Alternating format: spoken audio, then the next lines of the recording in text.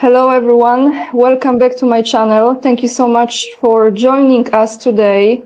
As you really know who is here today with me, the guest who does not need any introduction, Mr. Scott Ritter is back, and I'm very grateful for your time, Scott, and sorry because I had a window open here. And I'm very grateful that we are able to connect in this moment after what took place last weekend. So welcome back to my channel. Thank you so much. Well, thanks for having me. It's a pleasure to be here.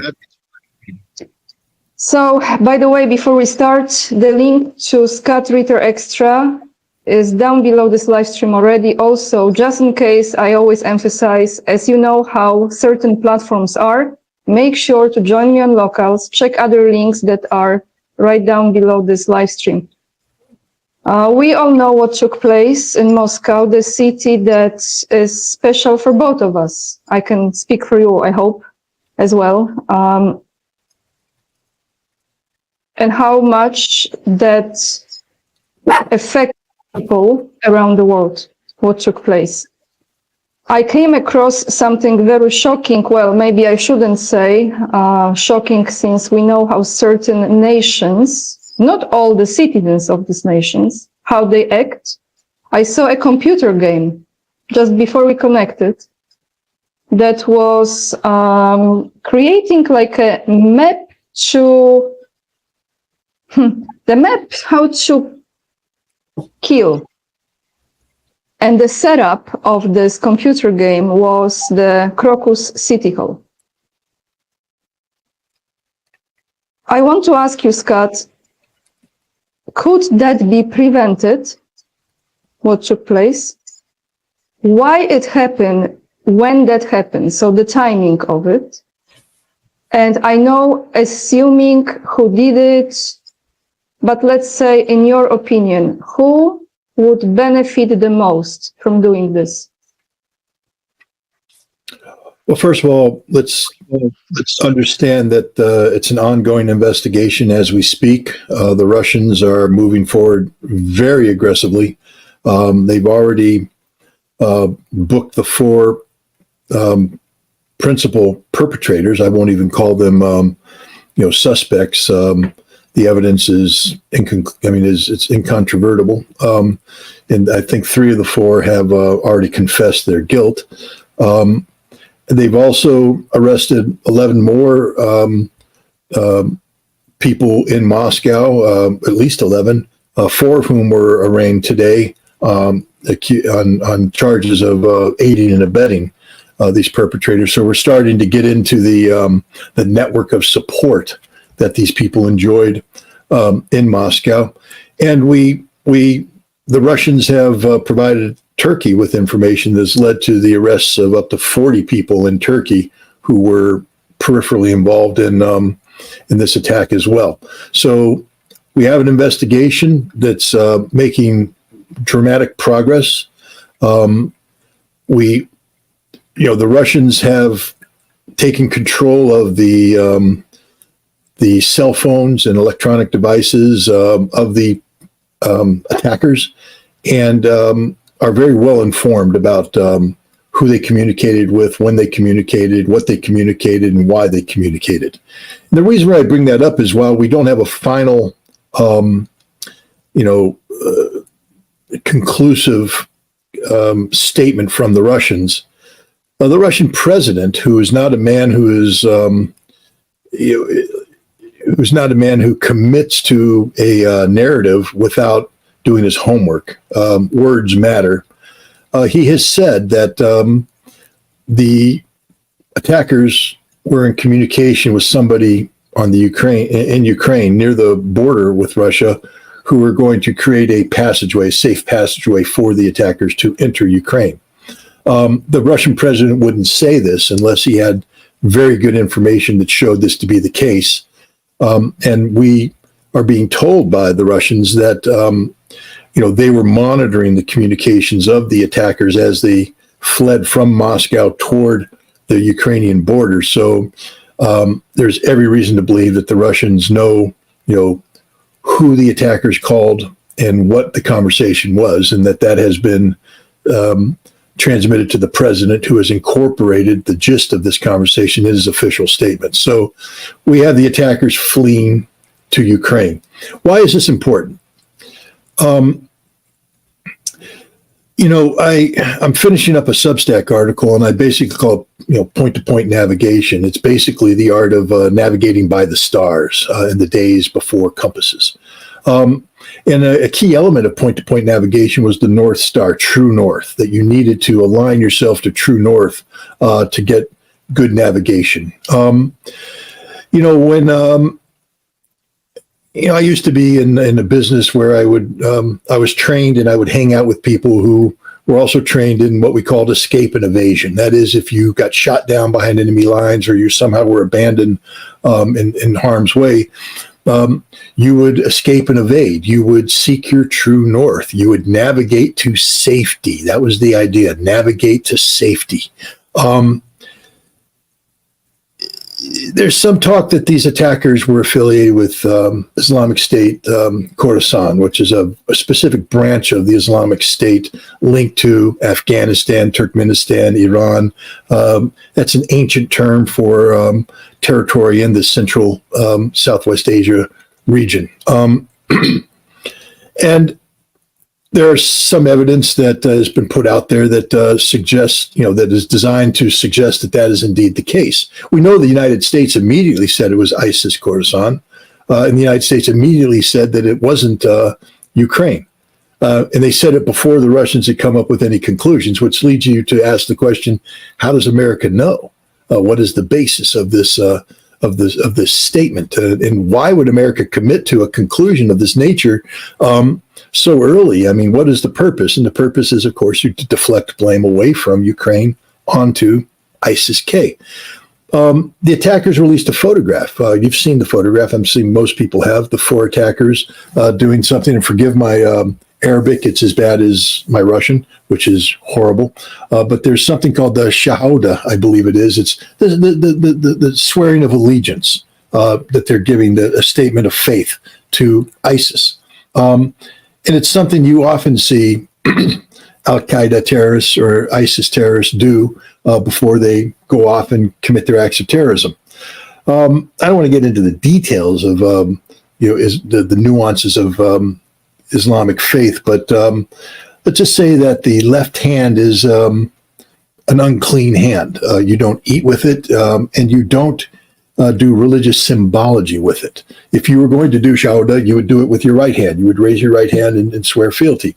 The photograph showed them doing it with their left hands, which means that these people don't know the first thing about Islam, that these are people who are peripheral, they have peripheral knowledge of Islam. They might call themselves Muslim, but they have no in-depth knowledge of the Islamic faith or, the realities attached to the symbolisms of Islamic faith. The other thing that was interesting about this photograph is that their faces were blurred. Every video I've seen of Al-Qaeda or Islamic State terrorists who film these things before the act, their face is clear. They identify themselves by name, and they say why they're doing this, because they are seeking martyrdom. They are going to heaven. 72 virgins await them. God bless these men. But the fact is, they don't blur their faces. But these guys blurred their faces. Why? Because for a genuine Islamic State terrorist, for a genuine Al-Qaeda terrorist, their true north is heaven. They're navigating to safety, which is martyrdom, heaven. That's their direction. These guys weren't navigating to heaven. They were navigating to Ukraine, which tells you all you need to know about their affiliation with the Islamic State. And so now, why Ukraine? Why now? Again, we are dealing with an investigation that's still in its preliminary phases, but Turkey has made some interesting statements recently. One is that two of the attackers, all four attackers were in Moscow for some period of time. Two of the attackers left Moscow, went to Istanbul between March 2nd and March 4th to renew their residence visas in Moscow. So they had to come out, spend a period of time outside of Russia, and then come back and renew their residence visas. So they did this. So they were in Turkey, but they came back and they're supposed to do an attack. At that point in time, the U.S. Embassy issues a warning on March 7th about an attack, and they cited a number of venues to include a concert hall. And they said that this attack could take place in the next 24 to 48 hours. So it's very urgent information, warning to American citizens, 24 to 48 hours. And we know that between March 4th and March 7th, these attackers did a reconnaissance of the Crocus City Hall venue. It's a popular concert venue. On March 8th, the famous Russian musician Shaman was going to give a concert, a patriotic concert. And, the belief is that these guys were supposed to do their attack then, at the height, to disrupt, and this is an important point, to disrupt the election, to create chaos in Russia prior to the presidential election, which took place between the 15th and 17th of March, to undermine confidence in Vladimir Putin's rule, to suppress voter turnout. Whose objective is that? Is that an ISIS objective? ISIS doesn't give a damn about Russian politics. No, that's a CIA objective. That's a Ukrainian government objective. That's an American strategic objective. The CIA has been involved in disrupting Russian elections since 2004. And so now you have to say, well, then who benefits from this attack? And it's clearly not ISIS, because these aren't ISIS terrorists. ISIS terrorists wear suicide vests, shoot up till they run out of ammunition, jump into a crowd, blow themselves up. They commit. They become martyrs. These guys were doing it for the money. They had received $5,500 each, maybe $5,500 total. We don't know yet, but just a very little money to carry out this horrific attack. These weren't religious fanatics. These weren't, believers. These were thugs who did it for money, took human life for money. And they were told to ham it up, to make it look like ISIS. So they did stupid things like slit throats and take stupid pictures and post it. But the other clue that it isn't ISIS planned is that normally when ISIS takes credit, it's the announcement is made by ISIS Central, the command of ISIS. This was done through the Al-Maq network, I believe, which is the media outlet of ISIS, which people who study these things say that's done when they're taking credit after the fact. Generally speaking, when somebody has announced that they were motivated by ISIS, took fealty to ISIS, and then did the attack and then posted later, it would go through the Al-Maq network and they'd say, look, these people we now recognize as ISIS, therefore this is our attack. Which tells you that this wasn't planned by ISIS, it was planned by somebody else who then tried to affiliate themselves with ISIS as part of a deception, as part of a, to shift the blame away from the real perpetrators. This was a politically motivated attack designed to disrupt the elections of Russia, designed to undermine Russian confidence in Vladimir Putin, which limits now the people that would be interested in this. We know the CIA is very much interested, and we know that the Ukrainian intelligence services are likewise interested in this. The CIA has been working with Ukrainian intelligence services for years now.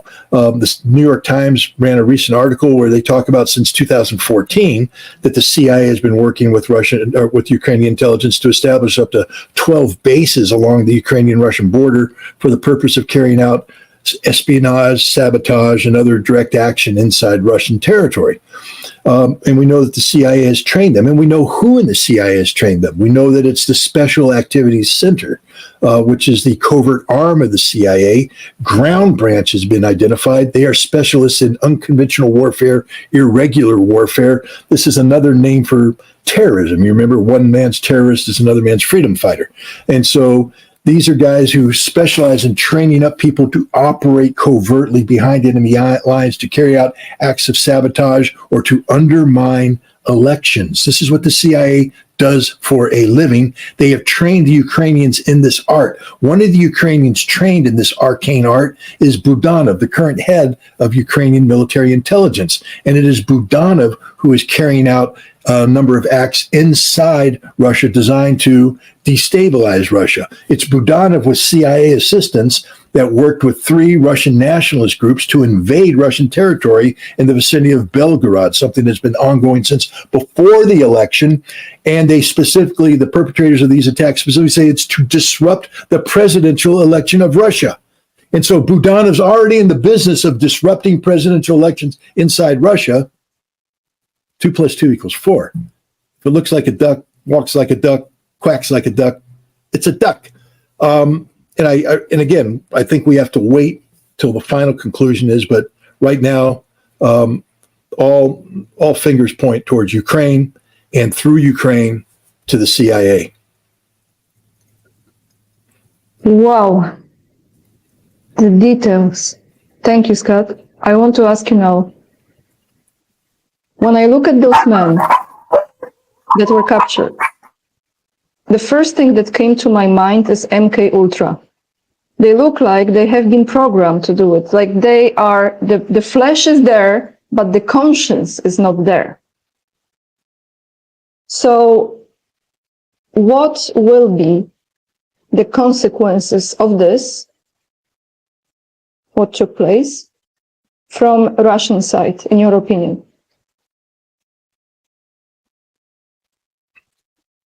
The Russian people are far more resilient. You've met them. These are people who know who they are.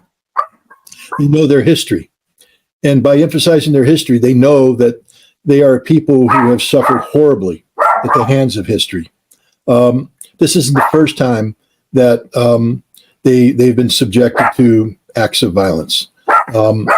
These are people who have withstood 27 million of their fellow citizens being slaughtered by Nazis during the Second World War. They know this, and as you know, they're people who not just know this, but they live it. They have memorials everywhere, not just in Moscow, not just in St. Petersburg. Every town, every village, every city in Russia has a memorial to people who fell during the Great Patriotic War. And you know, as I know, that this isn't something that just is in the past. This is in the present, that these people live that memory, that when they look up at the stars at night, they don't see stars, they see the eyes of their relatives looking down at them, holding them to account for what they do in memory of the sacrifice that was made so that they can be there today as Russians in the Russian nation. So these are people who don't flinch. They don't flinch at all. They have absorbed horrors in the past, and they will continue to absorb horrors. The thing about, and this is, I get mocked a lot. That's okay. I got thick skin, but I get mocked a lot because I talk about searching for the Russian soul. And there's many people in the West that just think that that's just words. I mean, what the hell is the Russian soul? What are you talking about, man? That's gibbidly goop, garbly gop, blah, blah, blah, blah, blah. And yeah, as an American, we can say that because we don't have the equivalent. But if you study the Russians, the Russian soul's a reality. The Russians themselves are in search of the Russian soul because the Russian soul can't be defined by one thing. It's a complex weaving together of emotions and history and everything. But the Russian soul defines the Russian nation. And the Russian soul, if you study Russian history, it's built upon suffering. It's a sad reality of the Russian experience, but there's a lot of suffering involved in being a Russian. So the Russian soul, the Russian people, the Russian nation is accustomed to being abused in this fashion, to having suffering brought down upon them. And what's beautiful about the Russian people is that they can receive this suffering, they absorb this suffering, but what emerges from it is something remarkable.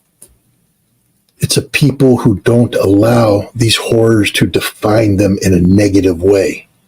It's a people that say, yes, there is bad out there. Yes, there is harm, but we have not lost touch with our faith. We have not lost touch with ourselves, with our history. We are human beings, and we will behave in a humane fashion to ourselves and to others who deserve it. I don't see the Russian people, to show you the shallowness of America. And again, I'm an American. I love my country, but I'm honest about who I am and what my people are. After 9/11, did you see what happened in the United States? The hatred that took over. I mean, and we allowed it not only to take over the way we viewed the world. You're either with us or against us. Remember George W. Bush? But ourselves, we allowed the Patriot Act to be passed here, where we were willing to give up our constitutional rights, the things that define who we are and what we are as a people. We were willing to sacrifice that in the name of so-called freedom and liberty. How can you be free and have liberty when you've given up your rights to the government for the rights are supposed to protect you from? That's the shallowness of the American people. We have knee-jerk reactions because, frankly speaking, there's no such thing as the American soul. We have American ideal. We have an American vision, but we don't have an American soul. The Russians have a soul, and they're not going to sacrifice what Russia means to them because something bad happened to them. They will absorb this pain, and they will move on. And I think that's what you're going to see. There will be a challenge, though. I mean, the Russians right now are going to face a challenge, and the challenge has been identified by none other than the Chechens themselves, a Muslim people who fought two brutal wars against the Russians in the late 1990s, early 2000s, but today have emerged as some of the staunchest supporters of the Russian Federation, the Russian nation, the Russian people, because they consider themselves to be Russian. They have asked their fellow Russians not to allow the actions of a few bad apples to turn into a knee-jerk reaction that targets Tajiks or Muslims in general. That the actions that took place are the actions of bad individuals, but they're not reflective of the totality. And Russia will have a challenge because right now in Russia there's a problem with immigration. There's a great deal of resentment to Central Asian immigrants who have come in, some legally, some illegally, who are having a social impact on Russia. High crime rates, lack of the two cultures are colliding, etc. And I think when it comes out, the extent to which foreign intelligence have used these immigrant populations to create safe havens where terrorist cells like the one that attacked Crocus City Hall can operate outside of the radar of law enforcement, there'll be even more temptation for the Russians to turn on the Muslims. And this will be a big test of Russia. This will be a sincere test of Russia, whether or not they can avoid the temptation to lash out collectively against the people who aren't their enemies.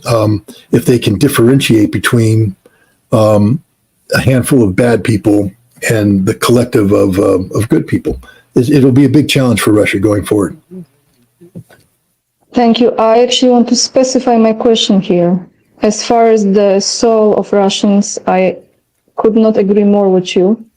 Coming from a Slavic country, this is something that means so much to me because it's very easy to be washed out with apologies with the American lifestyle.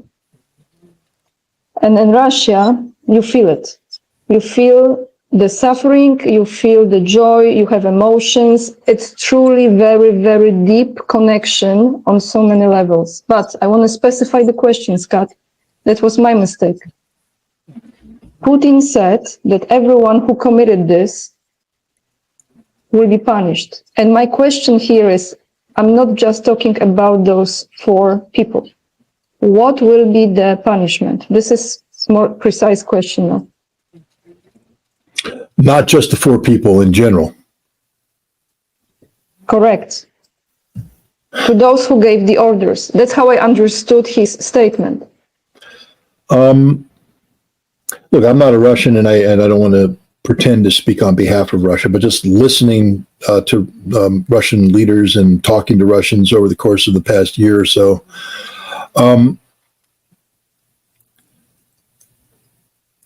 the Russians believe in justice. You know this. That's a big aspect of of defining themselves. They believe in justice.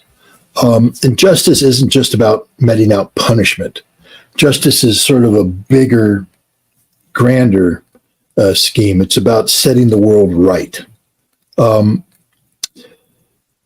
If Ukraine was involved, the justice will be the end of Ukraine.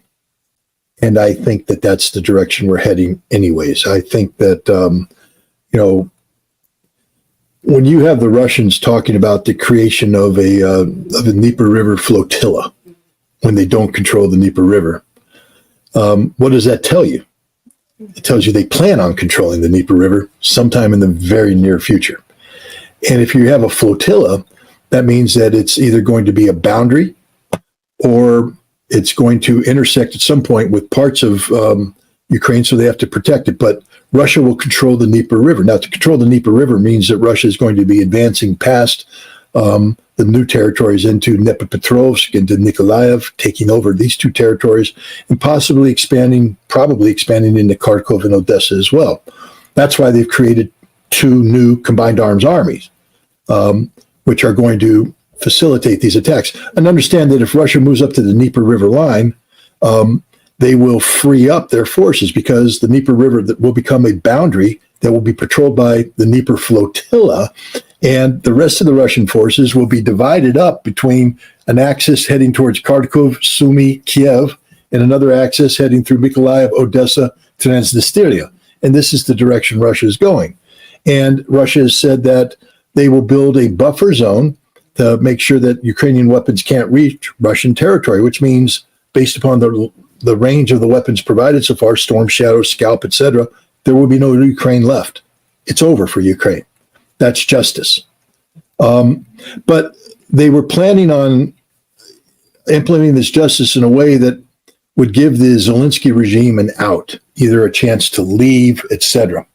If Russia finds that the Zelensky regime is complicit, justice will be the termination, physical termination of these people.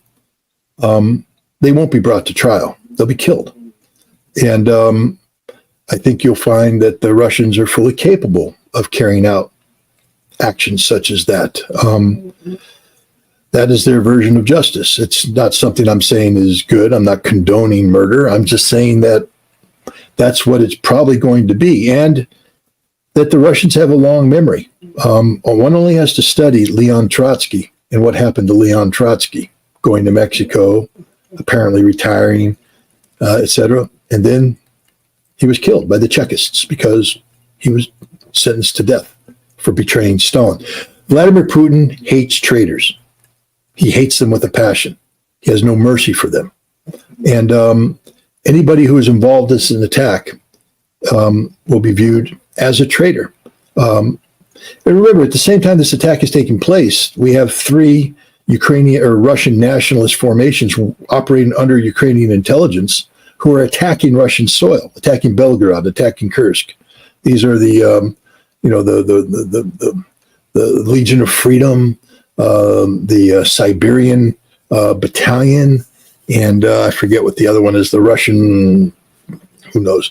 But these are all CIA trained, equipped, and directed entities who are invading Russia, attacking Russian soil as we speak. And Putin has already said that everybody involved in that will be brought to justice and be treated as traitors. So I think if I were a CIA case officer and my name's on a piece of paper affiliated with this Crocus attack, I would not sleep well at night. You think we're going to see it? Well, we won't see it. It'll just happen. The Russians aren't in the business of getting headlines. They're in the business of exacting justice. They don't need to brag about it. They don't need to say anything about it. They just need to know that it happened. And the people who need to know will know at the time. that's just the way it is. They're not like the United States where we have to have a USA moment when every time we do something, where politicians need to gain credit every time we do something. They don't know, in America, we don't know how to keep secrets. In Russia, they're very good at keeping secrets. And then for sure, it won't be suicide, right, Scott? Another, yeah, well. I don't think you're going to see anybody committing suicide. Right. I think that when they die, they will meet deaths that are worthy of the crimes they have committed. Thank you. I want to now jump into Europe. Europe and what's taking place here, as you know, well, I'm sure there is more than 2,000 French troops in Zakarpattia region and many other flags and other colors. And here, as someone who is absolutely not an expert in any of this, I want to ask you a question from a regular citizen. I have two scenarios in my head. If they pull it off, how they want to pull it off. And I want to hear your expertise on this. So let's say more and more of those troops, which they are already there on Ukrainian side, sneaking there, will be there. One more warning from Russia, another warning from Russia, verbal warning. Comes to the point when they come too close, and then I don't know the levels of intensity of those missiles, but one of those is sent as a signal enough, talking from Russia's side. And let's say they back off.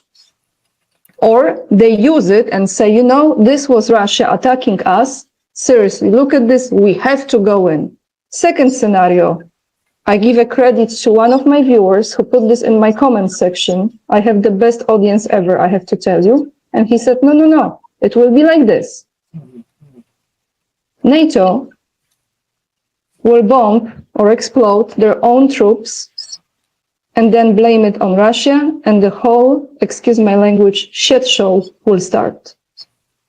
So I want to ask your opinion, because at this point, a lot of Polish citizens, they don't have to like Putin, they don't have to like Russia.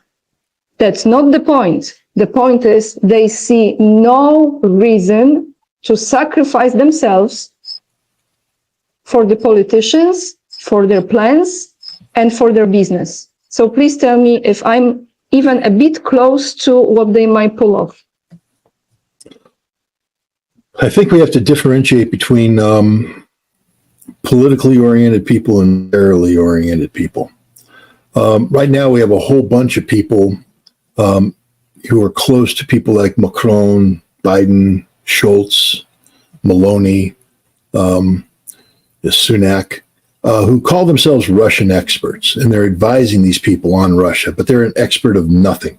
These are people who, cut their teeth, so to speak, on the Russia of the 90s, when the goal wasn't to know about Russia, but to dominate Russia. And they are deeply resentful of Vladimir Putin's ongoing efforts to restore Russia to a place of dignity and self-sufficiency. And so these people have a unrealistic appraisal of Russia and its capabilities, and from that they have over-optimistic appraisal of the West's ability to shape events inside Russia. So we see, for instance, people thinking that sanctions would have succeeded in strangling the Russian economy. The proof of how wrong they were is the fact that their own economies are being strangled today because of the sanctions.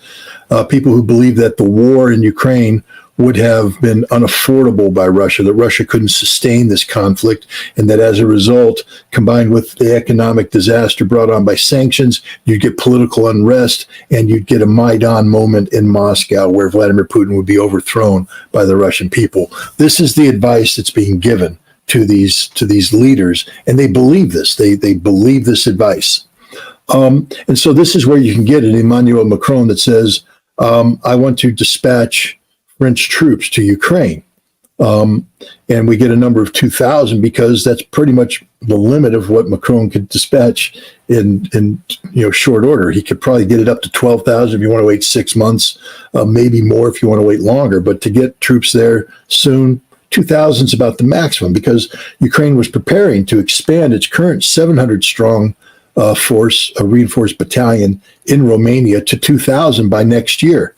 Right now the plans are, if they go through with this, to get them up to 2,000. Let's just put this in perspective. Ukrainian troops are dying on the front line today at a rate of over 1,000 a day.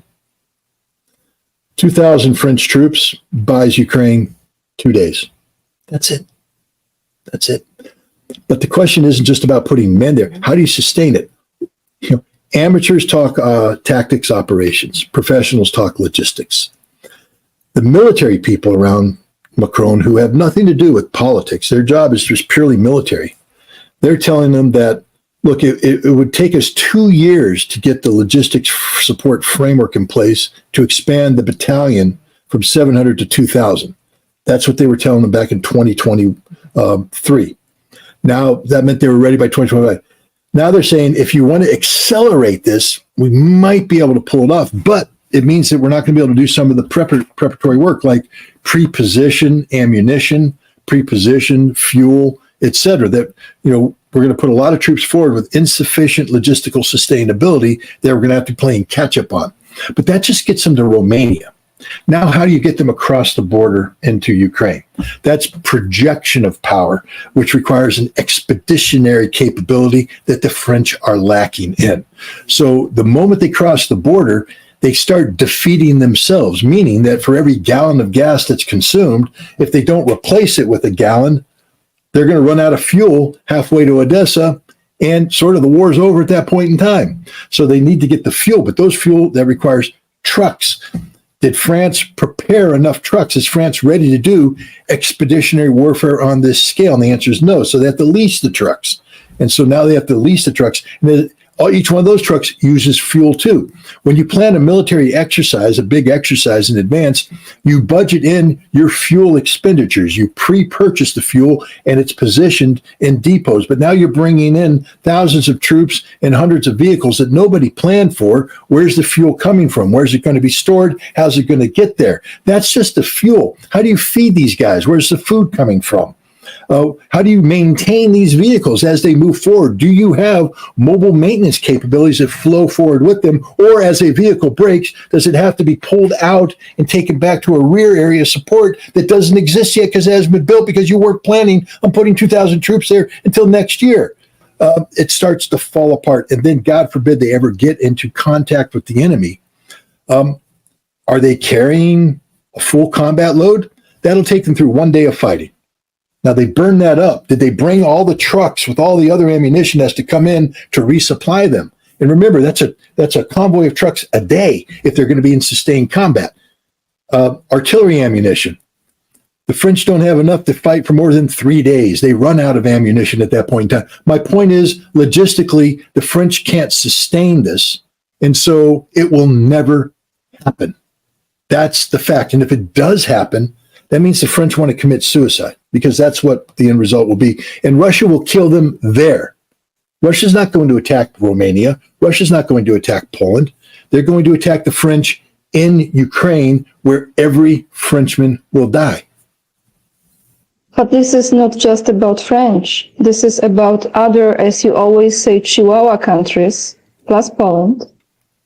Right. Participate in this. But what can sorry, Scott, maybe this is not about this. This is not about those logistics. Maybe this is about creating this mess.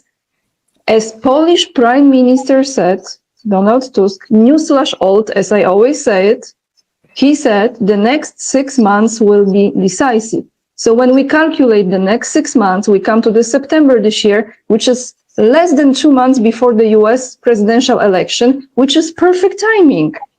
Perfect timing before the presidential election. So this chaos, this mess is going on because ultimately, like you say, they have no chance. Doesn't matter if it's a coalition of this or that. Right, but the Baltic states, what power are they going to project? I mean, I if I'm a Rottweiler who's spent my whole life eating, wild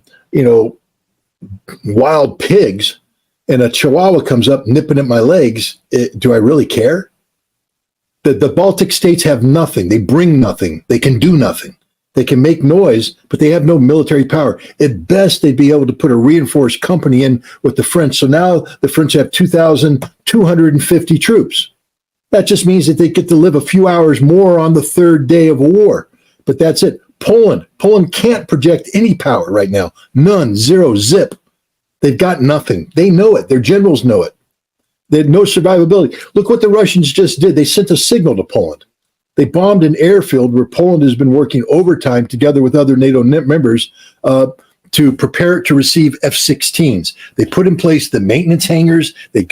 There's a railroad that goes from Poland to there. They've been offloading, putting it in hangars, building facilities to receive the F-16s. They put in place air defense. And the Russians came in over the course of the past 2 days. It's all dead, gone. There's nothing left. It was a signal to Poland. Remember, the Polish are screaming, the missile's coming down our soil. No, it flew parallel to your soil because that's the best way to hit the target, and there's nothing the Poles can do about it. You can scramble the F-16s if you want, come across the border, you will die because there's MiG-31s already in the air locked onto you, and the second you cross into Ukrainian airspace, you will be shot out of the sky. That's the reality. But the other thing that's happening is the Russians are starting to hit the strategic energy infrastructure, because next to this airfield is a giant underground gas storage facility, part of a major energy hub where they receive the gas from Poland, put it underground, and then distribute it over Ukraine. That was hit. And the Russians are going to start hitting all of the gas distribution. And the Ukrainian economy is going to shut down. And it is shutting down. So what do the Poles want? What can they do? And I'm just here to tell you, I don't mean to be too disrespectful of the Poles, but they can do nothing because they have nothing. Oh, yes, they make a lot of noise about building the army of the future, but that army ain't been built yet. And I'll remind the Poles this, that the one thing that would have enabled them to have enough courage to send troops to support the French is if the United States had deployed additional troops to Poland as the Poles requested. But America said no, because America's not playing that game. America has troops in there sufficient to be a tripwire force if Russia wanted to move into Poland, which Russia doesn't want to do. But what America is not going to do is backfill Poland with American troops so that Poland then can release troops to go on some sort of grand adventure in Ukraine. We're not going to facilitate that. So the Poles are left with nothing. And again, it comes down to logistics. The Poles have no ability to sustain any meaningful sized combat force logistically in Ukraine. But I'll just bring up the other thing. The moment those troops cross into Ukraine, they will be hit by Russian firepower like they've never been hit before. That's the signal that Russia sent the last couple of days, is there is no place safe, not even a place close to the Polish border that has previously not been attacked. No place is safe. That every place on Ukrainian soil will be hit if it contains French troops, Polish troops, F-16s, it doesn't matter. It's a new game, I just think that all these people that talk about, I am concerned about France doing something stupid because they may do it politically, but then they're going to pay a price, and then that could lead to escalation. But there's no way that NATO can project a meaningful force, militarily meaningful force, into Ukraine and survive more than a week. There's no way. Thank you, Scott. I just want to tell you, which you maybe know, maybe you don't know, and I'm sorry, I don't know the name, how you say, like the MiG planes? Yeah. The MiG. Yeah. This kind of. I just want to tell you what Polish government is doing. Polish farmers are protesting on many main roads. Just a few days ago, they literally flew that type of plane over Polish farmers. Very, very low. And people freaked out because this is form of terrorism. Can I just say here? That's what it is. The government of the country doing this to its own citizens. Just want to say it because our videos many people watch, so now they know. And when they think that Polish people are all so cuckoo, like the Polish-speaking government, we are not, guys, okay? We are not.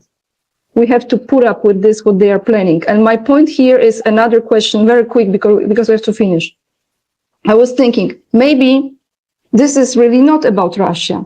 Because, the more I'm into it, I'm like, maybe this is really about China. Maybe this is to occupy Russia so much in Europe with all those shenanigans going on that when the time comes to support China, because they're going to do something to China, Russia is too busy doing other things.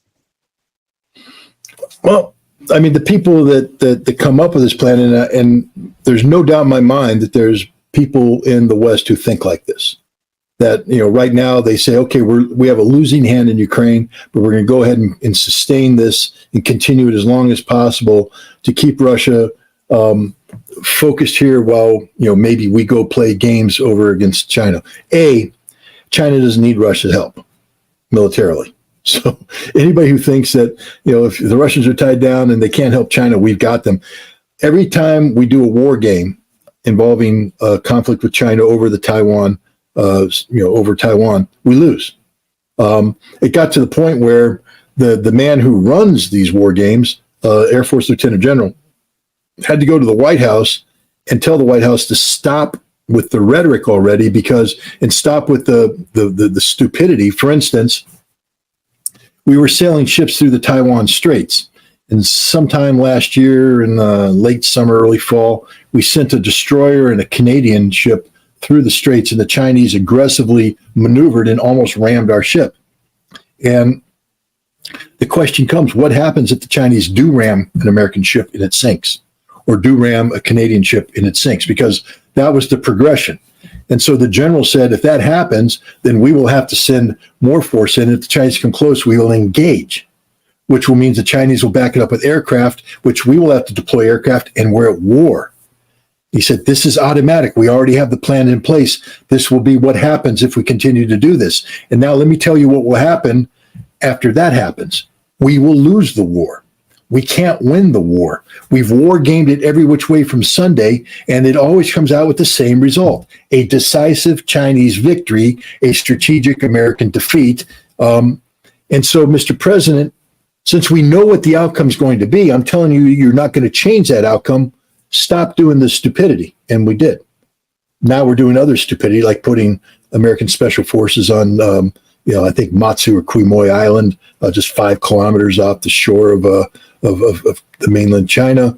And we're doing other things. But the situation in Taiwan has changed. There was an election earlier this year where the incumbent party, the DPP, won re-election as president, but they didn't win the legislation. The parliament is under control of 2 opposition parties, the Kuomintang and the Taiwan People's Party, TPP, and they are committed to improving relations with China. And in Taiwan, the executive doesn't have dominant power. The laws can't be passed without the legislature, and so there's no way that the executive can go forward with an aggressive foreign policy on China. The legislature's involved. So I think you're going to see, from a domestic political standpoint, things calming down in Taiwan, and China will do that. But the other thing you need to understand is that Russia is a huge nation that is divided into military districts, each one of which has a military responsibility, which can be answered by available forces. The Russians are not all sucked into Ukraine. Out east, in the Far East military district, Russia maintains very strong forces, very robust forces, very capable forces. And if the need comes, these forces can and will assist China in any broader conflict between China and the United States. So I think it's misplaced hope to say we can tie Russia down in Ukraine. No, the forces that are in Ukraine are the forces earmarked for Ukraine. But the Russians have forces in the Arctic. They have forces in the Far East. They have forces in Kaliningrad. They're building a new 70,000 strong military district in Leningrad or in St. Petersburg to go up against the Finns. The Russians have more than sufficient military capability to meet all of the demands placed on them by geopolitical reality. Thank you, Scott. I appreciate your time. I know we have to finish now. Everyone who's watching, please make sure to check the website to Scott Ritter Extra is down below this live stream. And so, yeah. Well, let me say this in passing. One, I really appreciate you having me on. I enjoy coming on your show. Two, just to put pressure, I'm going to make an announcement now that you and I are working on a project. I'm not going to say exactly what the project is, but you and I are working on a project, and you have done all the work you were supposed to do on the project, and the onus is on me to finish the project. So I'm making this thing public, this statement public, so that you know that I'm committed to the project, and it will happen, and your audience will hold me to account. But it's a very exciting project, and hopefully everybody will know more about it in the not so distant future. So support on it. Surprise, surprise. This is like in German, Kinderüberraschung, you know. Thank you so much. Yes, this will be to be continued. This will be announced. So it's like a trailer of a good movie. That's it. Yeah. Well, America, but there is more. It's not just good trailer. There is a substance to the movie. So that's a different story. Thank you so much, guys. Please. Yeah, this isn't one of the trailers where this isn't one of the trailers and it ends up being better than the movie. So. Yes, exactly. Yes. So you're for a big surprise. You are for a big surprise. Thank you guys for watching. Thank you for joining us. All the nasty comments, by the way, I will go through all of them and ban those who are nasty and not polite. Okay. Zero mercy from me. Zero mercy here. They have to live with their comments, you know. It defines who they are. Yes. No. But I don't allow weeds. I pull the weeds out. So this is good space. Thank you. Thank you everyone for watching. Make sure to hit this like button and leave the comments down below your thoughts, because I get very passionate since I am living in this land run by the cuckoos, you know, Polish-speaking cuckoos here. So I'm updating you daily on what's going on, but I'm sure we will go through all of this and we will be fine. Let's just not participate in their ideas. That's my saying here. Thank you guys, and I see you tomorrow in my solo video. Bye everyone.